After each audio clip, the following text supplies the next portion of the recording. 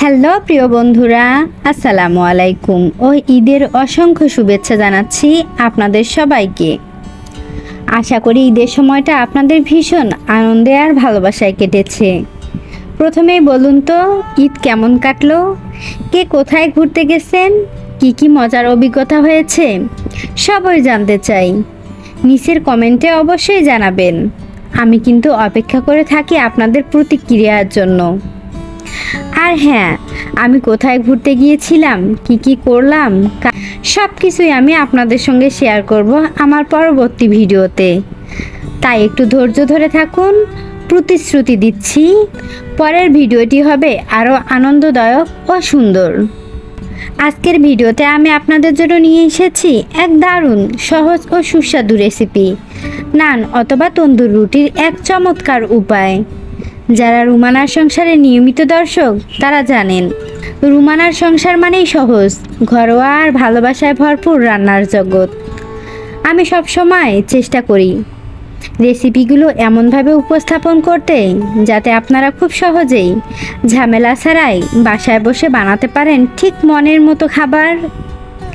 রুমানার সংসারে প্রতিটি রেসিপির পিছনে থাকে এক টুকরো গল্প, এক টুকরো অনুভূতি, আর সেই ভালোবাসাগুলোকেই আমি তুলে ধরতে চাই আপনাদের সামনে, যেন আপনারাও অনুভব করতে পারেন সেই স্নেহ, সেই স্বাদ।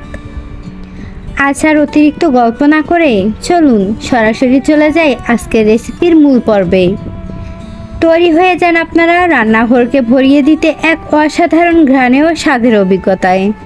রেসিপি শুরুতে আমরা নিব একদম পরিষ্কার শুকনো ও মাঝারি আকারের একটি পাত্র। এই পাত্রে প্রথমে নিয়ে নিব 4 কাপ পরিমাণ ময়দা। চাইলে ময়দা আগে ছেঁকে নিতে পারেন, এতে ডো আরও মসৃণ হবে। এরপর আমরা দিব স্বাদ অনুযায়ী লবণ। সাধারণত 1 চা চামচ পরিমাণ লবণই যথেষ্ট। লবণের পরে যোগ করব 3 চা চামচ গুঁড়ো দুধ। গুঁড়ো দুধ নানের মধ্যে একটি দারুণ কোমলতা ও হালকা দুধের স্বাদ এনে দেয়, যা রুটির স্বাদকে আরও উন্নত করে। এরপর দিব 4 চা চামচ পরিমাণ চিনি, যাতে রুটির মধ্যে হালকা মিষ্টতা আসে এবং ইস্ট কাজ করার জন্য প্রয়োজনীয় পরিবেশ পায়। এবার আসি মূল উপকরণে। 1.5 চা চামচ পরিমাণ ইস্ট আমরা এই মিশ্রণে দিব। ইস্ট আমাদের রুটিকে ফোলাতে সাহায্য করবে, তাই এটি একেবারে নিখুঁত পরিমাণে থাকা জরুরি। সব শুকনো উপকরণ মেশানোর পর এবার একে একে যোগ করব তরল উপাদানগুলো। প্রথমে দিব 1 কাপের 3 ভাগের 1 ভাগ পরিমাণ সয়াবিন তেল, যা ডোকে কোমল রাখতে সাহায্য করে। তারপর যোগ করব 1.5 চা চামচ ঘি, যা রুটির স্বাদে এক অসাধারণ ঘ্রাণ ও মাখনতা নিয়ে আসে। এবার সময় হয়েছে তরল উপাদান দিয়ে ডো মাখার। আমরা ব্যবহার করব 1 কাপ পরিমাণ কুসুম গরম পানি। পানি হালকা গরম হবে যেন ইস্ট ভালোভাবে সক্রিয় হয়। প্রথমে চামচের সাহায্যে উপকরণগুলো মিশিয়ে নিতে থাকব। যখন সব উপকরণ খানিকটা মিশে যাবে, তখন হাত দিয়ে ধীরে ধীরে মেখে নিব। ভালোভাবে মেশাতে হবে ময়দা, তেল, ঘি, ইস্ট সব উপাদান একসঙ্গে সুন্দরভাবে মিশে যায়। বন্ধুরা, ডো মাখার সময় যদি মনে হয় পানির পরিমাণ কিছুটা কম পড়েছে, তাহলে আপনি সামান্য একটু গরম পানি বাড়তি ব্যবহার করতে পারেন। আমি নিজেও এখানে একটু পানি বাড়িয়ে নিয়েছি, যাতে ডোটা একেবারে মসৃণ হয়। মাখানো শেষে ডো যখন একসাথে হয়ে আসবে, তখন হাতে সামান্য ঘি মেখে ডোর গায়ে ঘির আস্তরণ দিয়ে দিব। এতে ডো শুকিয়ে যাবে না এবং এটি আরও ভালোভাবে রেস্ট নেবে। এবার একটি প্লেট বা ঢাকনা দিয়ে পুরো পাত্রটি ঢেকে দিব এবং প্রায় 1 ঘন্টার জন্য রেখে দিব রেস্টে। এ সময় ইস্ট কাজ করবে এবং ডো দারুণভাবে ফুলে উঠবে, যা রুটিকে করে তুলবে আরও নরম ও তুলতুলে। বন্ধুরা, 1 ঘন্টা পর ডোটা খুলে দেখলাম, তখন সেটা দেখে মন একেবারে খুশিতে ভরে গেল। ডোটা একেবারে ফুলে ফুলে টইটুম্বুর হয়ে উঠেছে, দারুণ নরম আর মসৃণ, ঠিক যেমনটা আমি চেয়েছিলাম। এখন আমি আবার ডোটাকে হালকা হাতে একটু মথে নিব, যেন সেটার মধ্যে জমে থাকা হাওয়া বের হয়ে যায় এবং একটানা ভালোভাবে রুটি তৈরি করা যায়। এরপর সেই ডো ছোট ছোট লেচি বা বল তৈরি করব।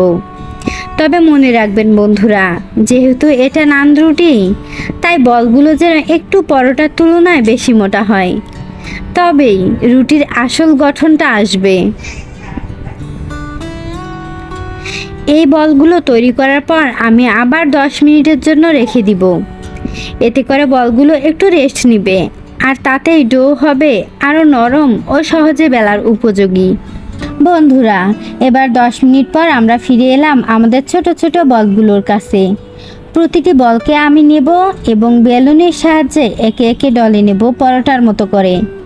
তবে এখানে একটা জিনিস মাথায় রাখবেন, রুটি যেন খুব পাতলা না হয়, কারণ নান রুটি একটু মোটা হলেও দারুণভাবে ফুলে ওঠে এবং ভিতরটা নরম থাকে। রুটি ডলে নেওয়ার পর এবার চলে আসি শেখার অংশে। আমি এখানে ব্যবহার করেছি চুলায় বসানো একটি ননস্টিক ফ্রাই প্যান।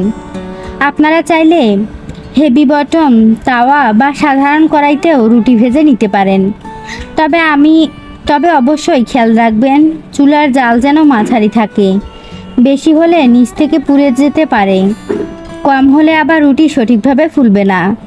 বন্ধুরা, আমি যখন প্রথম রুটিটা ফ্রাই প্যানে দিলাম তখনই দেখলাম রুটি ধীরে ধীরে সুন্দরভাবে ফুলে উঠছে। একেবারে পিঠা পিঠা ঘ্রাণ ছড়িয়ে পড়েছে ঘর জুড়ে। কালারটা একেবারে গোল্ডেন ব্রাউন, আর টেক্সচারটা দেখলেই বোঝা যায় এই রুটি হয়েছে নিখুঁতভাবে। বন্ধুরা, দেখলেন তো মাত্র কয়েকটি সহজ উপকরণেই কত চমৎকার একটি রেসিপি তৈরি করে ফেলা যায়। নান বা তন্দুরি রুটির এই সহজ ও সুস্বাদু রেসিপি নিশ্চয়ই আপনাদের ভালো লেগেছে। অবশ্যই আজই বাসায় ট্রাই করে দেখবেন এই রুটিগুলো। বিশ্বাস করুন, পরিবারের সবার মুখে হাসি ফোটাবে এই রুটি। আর একটা অনুরোধ রইল, আমার এই রেসিপিটি কেমন লাগলো সেটা কমেন্টে জানাতে একদম ভুলবেন না। আপনাদের প্রতিটি কমেন্ট, প্রতিটি ভালোবাসার শব্দ আমাকে নতুন নতুন রেসিপি নিয়ে আসার জন্য উৎসাহ ও অনুপ্রেরণা যোগায়। আমি সবসময় চেষ্টা করি খুব সহজভাবে, একদম ঘরোয়া উপায়ে আপনাদের জন্য নতুন নতুন রান্না শেখাতে। ঠিক যেন রুমানার সংসার মানেই সহজ ও মজার রান্নার গল্প। আপনাদের এই ভালোবাসা, এই স্নেহ আমাকে প্রতিদিন নতুন নতুন স্বাদ ও অভিজ্ঞতা আপনাদের সামনে তুলে ধরতে অনুপ্রাণিত করে। তাই সবসময় আমার পাশে থাকবেন, রুমানার সংসারের সাথেই থাকবেন। ভালো থাকবেন, সুস্থ থাকবেন। আল্লাহ চায় তো আবার দেখা হবে পরবর্তী ভিডিওতে নতুন কোনো রেসিপি নিয়ে। সে পর্যন্ত সবাই ভালো থাকুন, সুস্থ থাকুন, আর রান্না হোক ভালোবাসায় ভরা। আল্লাহ হাফেজ।